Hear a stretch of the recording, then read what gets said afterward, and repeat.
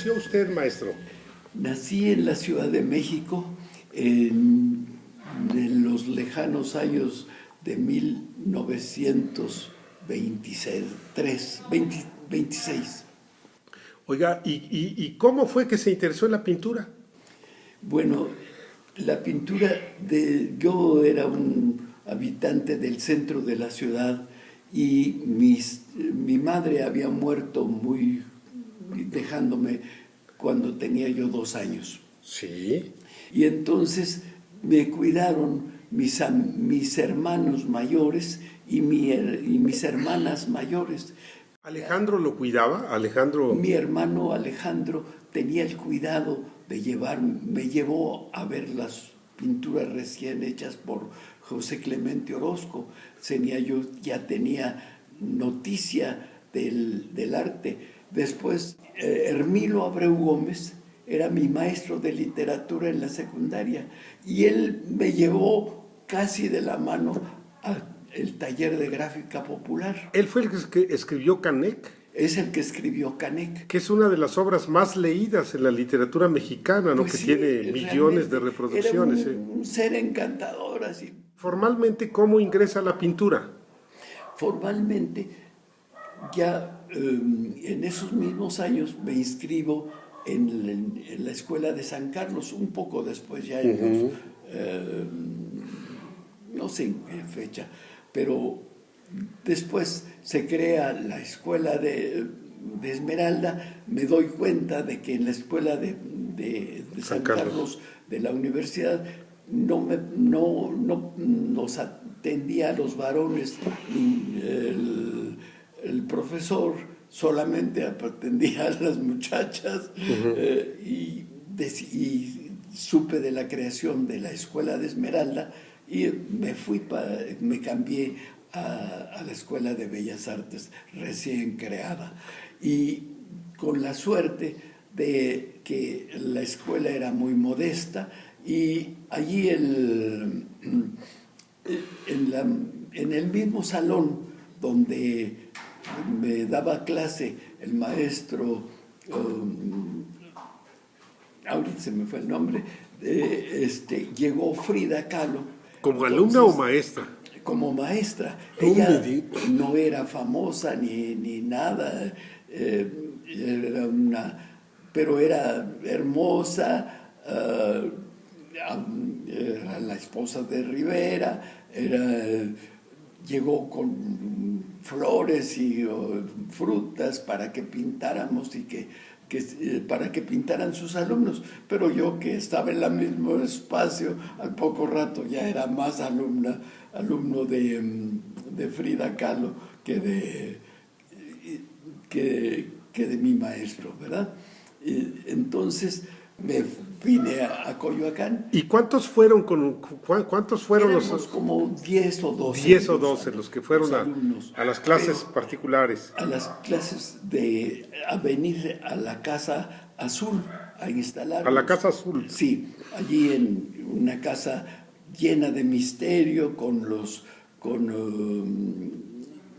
toda clase de animales, changos, un venado que se llamaba Granizo, muchas cosas graciosas, piezas prehispánicas, una pirámide, un espacio precioso, misterioso, un jardín medio desordenado, pero maravilloso, misterio. ¿Y quiénes quedaron finalmente, esos 3 o 4 que recuerda? ¿Quiénes fueron? Era Guillermo Monroy, Arturo Estrada y Arturo García Bustos. 3. Y Fanny Rabel, que era también otra alumna. Pero como Fanny se casó en ese tiempo, ya no participó tan intensamente como nosotros 3, que éramos alumnos predilectos. Bueno, al menos a mí sí me permitía ver las obras en proceso, al grado que te voy a contar. Sí. Cuando pintó un cuadro maravilloso que se llama La Columna Rota, ella se pintó totalmente desnuda. Sí. Yo lo vi, ¡ay, maestra, qué fantástico! Y pasados unos días, una semana o algo así, volví a ver el cuadro. Y le digo, maestra, ¿y qué pasó? ¿Por qué le puso usted? Le tapó el pubis con un paño. Y digo, me dice, no lo tapé por moral ni por nada que se le parezca. Lo tapé para que conserve más fuerza plástica. Equilibrar La columna rota, que era una columna griega hecha a pedazos en su cuerpo, además de los clavitos pegados en todo su cuerpo. Un panorama maravilloso, un cuadro extraordinario. Eso no lo sabe nadie, pero yo estuve en eso. Cuando quieran verlo con rayos X, lo podrán ver. O sea, se dibujó sus... Estaba totalmente desnuda. Sí. Sí. Y después tapó el pubis, sí, y dejó el pecho destapado. No sé si ya tenía el corsé o no, pero no recuerdo ahorita. Bueno, y en esas cercanías con Frida, inevitablemente se aparecía Diego. Muchas veces estaba con Diego. Ella misma propició que fuéramos ayudantes de Rivera en la construcción de la Nahuacali. El maestro me daba un dibujo, decía, quiero en este plafón esta figura. Yo lo dibujaba y en un papel al tamaño, y lo revisaba el maestro. Siempre me dijo, está bien, está correcto, entonces hay que volverlo ahora un mosaico de piedra. Maravilloso, maestro. Oiga, ¿y usted conoció a Tina Modotti? No, ya no tuve. Seguramente estuve con ella en más de un momento, pero sin identificarla, ni porque ella era una revolucionaria entregada a la revolución mundial, y yo era miembro del Partido Comunista. Y entonces estuve seguramente en más de una reunión con ella, pero ya habían asesinado a Julio. ¿A quién? A Julio, a su amor, ¿no? A su amor sí. cubano, sí. Julio Antonio Mella. Julio Antonio Mella, sí. Y luego de repente llega una jovencita guapísima, una artista muy bonita, ¿no? Con el aire extranjero, ¿no? De Guatemala. Llega hasta después, pero porque ella estaba más cerca del maestro en la tarea del mural del Hotel del Prado. Pasan unos meses, unos años. Paseo dominical en la Alameda. Sí. Así se llama. Central. En la Alameda Central. ¿No? Sí. Bueno, ese quizás sea el mural más famoso de México, o hay alguno otro más famoso. Yo creo que de Diego Rivera es uno de los más personales de él, porque él en ese mural pinta a su familia, iba a pintar a sus ayudantes, pintó a uno de ellos y la otra era yo. Pero resulta con que llegué tarde, ya ves que soy mala para levantarme temprano. Y entonces, para mientras, la esposa de Miguel Covarrubias, que conocía al maestro, llegó temprano y le dijo, píntame, Dieguito, píntame. Y entonces ya no me pintó a mí, pero él tenía esa intención de pintar a sus ayudantes y su familia.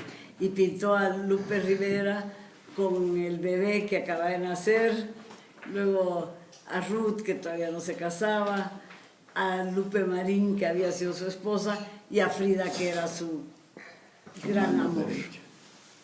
Entonces pintó a su familia, y en el centro él puso la calavera Catrina. Sí, claro. Y esa calavera Catrina, pues significaba, de hecho, en el contexto del conjunto, era como que Diego y José Guadalupe Posada iban de la mano de la calavera Catrina a la eternidad. O sea que era un mural donde él reconoce a José Guadalupe Posada como un gran artista, como el padre del muralismo. Y él se pinta con niño. Sí, ¿verdad que sí? Está padrísimo. Él se pinta niño como por ser tan discreto de querer decir, yo soy pequeño cerca de este gran maestro, pero de todos modos los dos iremos a la eternidad. Y así es como pinta él este mural y de todas maneras él representa también la historia de México, que la historia es siempre o la historia prehispánica o la historia actual del siglo XX.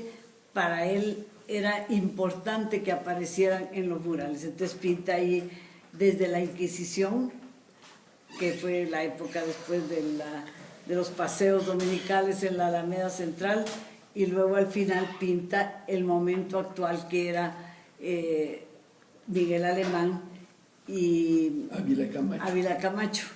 Y entonces a Ávila Camacho y a Miguel Alemán lo hace uno solo y lo pone sentado con unos fajos de dinero, y por esa razón fue que se tapó el mural.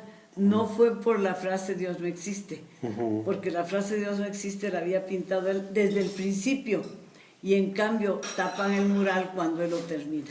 Y por eso estuvo tapado hasta que terminó el sexenio de Miguel Alemán y un poquito más. Y desde luego usted también conoció a Frida. Sí, pues estando ahí con el maestro, un día me dijo el maestro, ¿quieres ir a comer a casa de Frida? Porque él no le decía a mi casa, aunque era su casa, pero él siempre respetó que era casa de Frida. ¿Y cuál fue su impresión cuando conoció a Frida?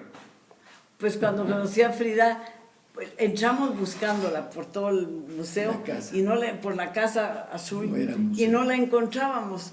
Y entonces finalmente llegamos a la cocina, y en esa cocina llena de tradición y de jarritos en la pared y cazuelas y todo, ahí estaba ella parada con su traje de tehuana, con sus flores en la cabeza que tanto le lucían, y cuando entramos volteó a ver quién llegaba. El maestro la saluda, y al hace una cara así como quien dice, ¿qué onda? ¿Quién es esta? Y entonces el maestro le explica con todo claridad, le dice, ella es mi ayudante, se llama Rina Lazo y viene de Guatemala. Y entonces ya Frida se puso muy amable conmigo, ya nos invitaron a comer en el jardín en una mesa de piedra. Oiga, y luego, ¿cómo fue cuando vio usted a don Arturo García Bustos por primera vez? ¿Qué dijo? Pues bueno, me tocó ir a hacer unos cartelones que me mandó el maestro. Vaya usted, y allí un ayudante de Frida va a dirigir cómo hacer unos cartelones. Y yo cuando llegué sí me impresionó, porque estaba muy jovencito y estaba dirigiendo toda la hechura de los carteles. Parecía sargento, tú esto. Hacía todos los estudiantes de la Esmeralda que habían sido invitados. Y sí me llamó mucho la atención, como teníamos los mismos intereses, teníamos las mismas inquietudes artísticas, pues no había razón para que no nos lleváramos bien, y pues sí hemos hecho una vida realmente larga, pero siempre hemos estado en armonía, eso es lo bueno. Qué bueno, maravilloso, pues muchas felicidades.